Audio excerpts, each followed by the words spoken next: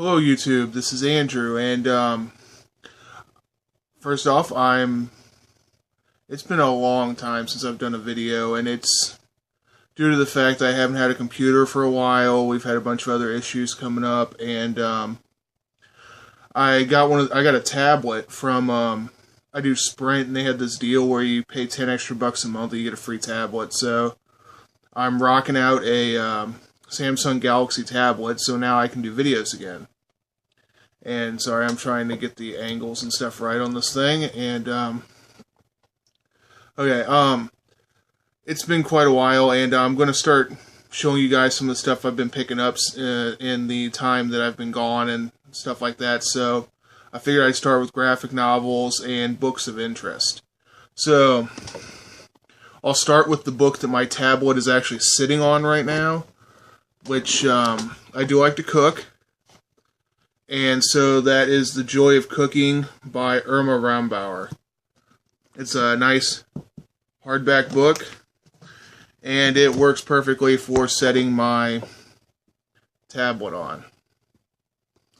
I work at a Goodwill, so we get all kinds of interesting books coming in. So from time to time on here, you'll be seeing me with books that aren't comic books, but so if you guys don't want to see that, just give me a holler. If not, I'll continue doing it. So first book I've picked up since my last video is, I got this at work, Scott Pilgrim, book 1.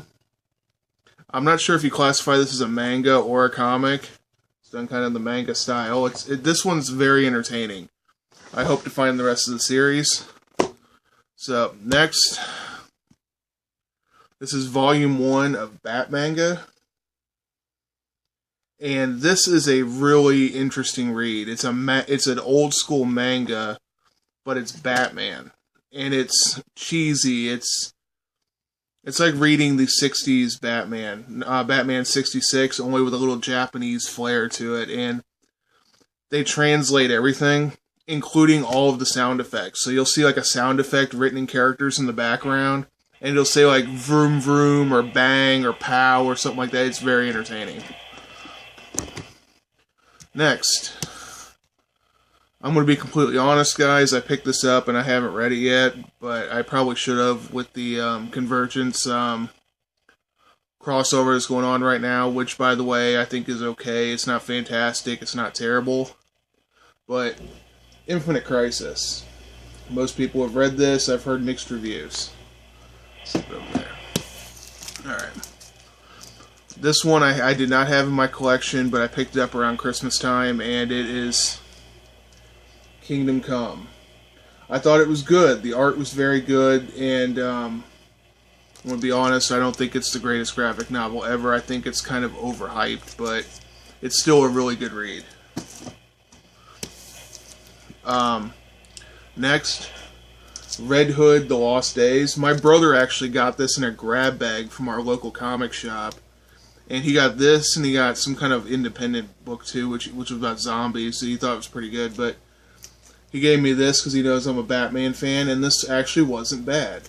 It's kind of hard to describe, but it's basically the Red Hood, what happens to him in between when he dies in Death in the Family and when he reemerges in Hush.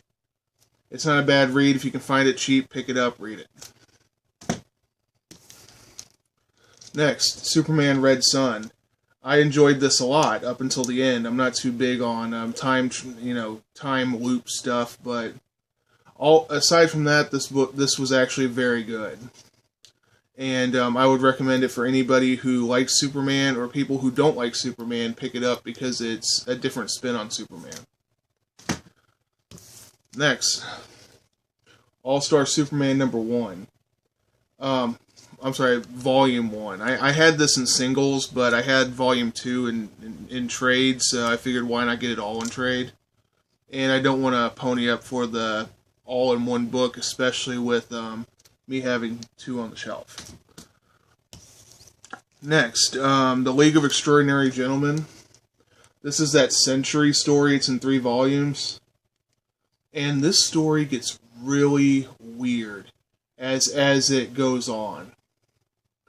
like, they've got this century-spanning mission to stop the Antichrist or whatever. It was like evil Harry Potter, you find out later on, but the story gets really freaking weird. Like, here's 1910.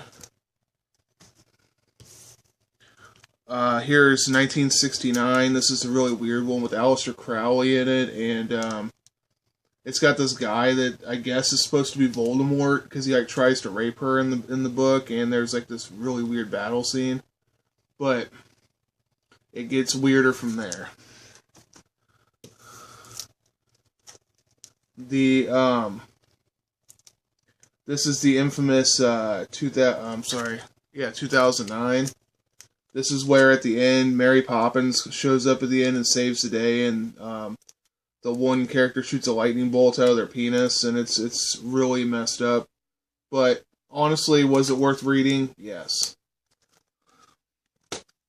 This one I picked up at work, knowing nothing about it, but it's on my Amazon. Amazon's got that recommended purchase thing, and it's always on there, so I figured pick it up. Why not? I paid $1 for it. It was Promethea by Alan Moore. So, I guess when I read this, I'll give you guys a holler about what I thought about it. I want to be honest, guys. I didn't see the movie when it came out. It actually took me many years to pick it up. I picked it up at the Walmart bargain bin. It was the movie Wanted with Angelina Jolie, Morgan Freeman, all them in it. James McAvoy. And so I figured, hey, I like the movie. Let's get the graphic novel. I picked this up for $1. It's got a torn page on the inside, but it wasn't bad. It was completely different than the movie, but still not bad. Here's another one of those. It's on my recommended purchase it on Amazon, but I found this at work for $1. It's Persepolis by Marjane. I have no clue how to pronounce her last name, but basically she grows up in Iran, and it's about her going through the Muslim Revolution. It's actually very good. If you can find it cheap, it's worth buying. It's got this kind of art style. And then here's Volume 2. I had to pony up $5 and get this on Amazon. Volume 1 is much better than Volume 2. However, if you're a completist like I am, you'll really want to read Volume 2 as well. I'm not saying it's bad, it's just not nearly as good as Volume 1. And lastly, in the giant stack of graphic novels and whatnot I've picked up is... I picked this up not too long ago. It's called Chicken with Plums. It's another book by Marjane Satrapi. She wrote Persepolis. And this one I think is about her uncle who loses his zest for life or something like that, and figures out that the little things in life matter. But I really liked her writing style. I enjoyed the art for Persepolis, so I figured that, for a couple bucks, why not? And this one's a hardback. But yeah, guys, that's me. That's what I've picked up in the last little while. I've been picking up vinyl records, too. Mainly because I work at Goodwill and I really enjoy vinyl. Let's see, let me pull out a couple that I've picked up. I got Queen, News of the World. Let's see.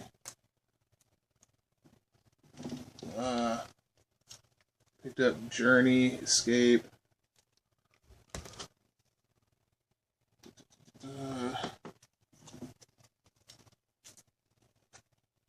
Scorpions, Love at First Sting.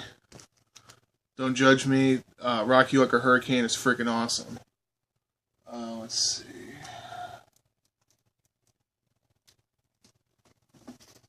This one I picked up for 53 cents because the base price for records is 50 cents. And I thought it was just, it'll look cool on my wall. I was going to put it up for wall decor. But it's Back to the Future. And the Back to the Future Part 1 soundtrack. Come to find out, this actually has a Eric Clapton track on it called Heaven is One Step Away. and apparently it's like the only press release of that track, and makes it worth like $50. So it will not be going on my wall. It will be going somewhere to where I can make $50 off of it. Let's see, is there anything else over here that I picked up? Oh yeah, so I also picked up Foreigner 4. This is it's got Urgent and Jukebox Hero on it. This album's freaking awesome. Alright. Now I'm gonna call it a day, guys, because I don't know how much recording time my tablet allows me to have, so I'm gonna get this up, and if you guys wanna see anything like random issues I picked up, anything cool, or you just want to see me again, just give me a holler. So thanks for watching, guys, and I am really sorry it's been so long since I've done a video. Thanks for watching. Bye.